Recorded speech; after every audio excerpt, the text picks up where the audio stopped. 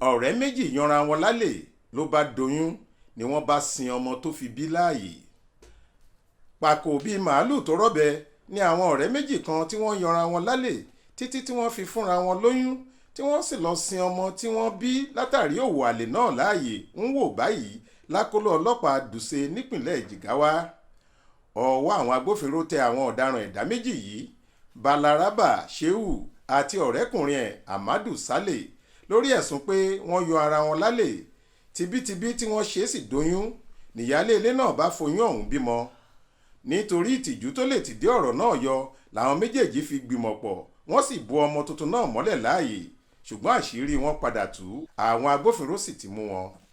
DSP Lawan Shisu tí í ṣe alukoro ọlọ́pàá ìpínlẹ̀ náà tó fìdí ìṣẹ̀lẹ̀ yìí múlẹ̀ sọ pé lẹ́yìn tí Balaraba rí i pé ọmọ àlè lòún bí nítorí òwò àlè ló ṣokùnfà ọmọ tó wáyé náà nítorí kì í ṣe pé ìgbéyàwó kan so òun àti ọkùnrin náà pọ̀ ló lọ lẹ̀dẹ́ àpò pọ̀ mọ́ Amadu tó fún un lóyún láti ṣiṣẹ́ ibi ọ̀hún.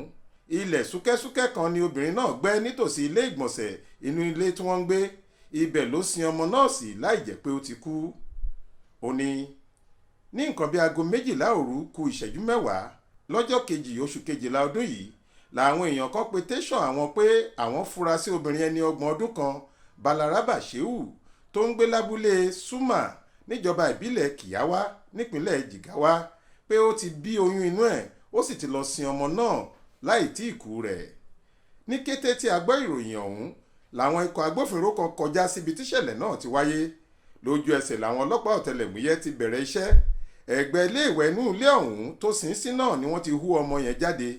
bó tilẹ̀ jẹ́ pé wọ́n du ẹ̀mí ọmọ náà pé bóyá Ọlọ́run lè jẹ́ kó yè ṣùgbọ́n ó ṣe ni láàánú pé bí wọ́n ṣe gbé e dé ọsibítù ńlá ìjọba tó wà ní Dùṣe ni dókítà sọ fún wọn pé ọmọ náà ti dákẹ́.